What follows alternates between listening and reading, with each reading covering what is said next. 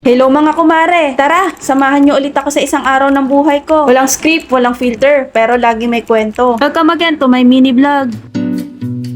Ito nga yung isang gawain na hindi mawawala sa daily routine ko. Ang pag-aasikaso ng aming munting negosyo. Ngayong araw nga ay nag-pick up tayo ng mga stocks. Dineliver pa nga to nung may-ari from Lipa hanggang Calamba. Mabuti na lang talaga at meron kaming e-bike na nagagamit para pag pumick up kami ng stocks. Ngayon nga ay inuumpisan ko na yung araw ko. Nagpiprint na ako ng mga waybill. Tapos saka ko naman ipapak yung mga parcel. Nag-order na nga lang ako ng pagkain sa Grab dahil hindi na ako makakapagluto dahil busy ako sa pagpapak. At eto na nga yung pinick up ko mga stocks at tinutulungan ako ng tatay ko magbuhat dahil medyo mabibigat nga ito. Pero syempre magbubuhat pa rin tayo. Marami nga kaming pa-order ngayon kaya tinulungan na ako ng tatay ko. Biruin mo, nag-umpisa ako ng umaga tapos inabot na ako ng gabi. Natapos na nga kaming magbalot at eto na yung part na dino-double check ko na kung tama ba yung mga binalot namin. Sa part pa lang ng pagiging full-time housewife at full-time mom ay hindi na biro. Tapos isasabay pa yung negosyo natin. Katulong ko nga pala yung husband ko pero ngayon ay wala siya dahil nasa trabaho. Ngayon kasi ay empleyado pa rin siya at pinagsasabay namin yung negosyo at pagiging empleyado niya. Kaya naman niyang pagsabayin ang pagiging empleyado tapos nagne-negosyo. O kaya naman ang pagiging full-time housewife habang nasa bahay ka mag-isip ka ng pagkakakitaan mo. Hindi yung lagi tayo natatakot sa pagod o kaya sa hirap. Wala naman talaga kasing madali sa umpisa. Ang kailangan nating isipin kung may pambili ba tayo ng bigas o may panggastos ba tayo sa araw-araw. Kaya kami na lang muna yung gumagawa hanggat kaya nga namin. Isa na rin sa reason kaya ayaw ko pang magdagdag ng anak dahil marami pa kaming tungkulin sa araw-araw. Anyways, ito na nga pala yung mga nabalot namin. Sobrang dami, di ba? At buti na lang talaga napapakiusapan namin yung magpipick up kahit super gabi na. O siya mga kumare, hanggang dito na lang. Thank you for watching. See you on my next mini vlog. Bye!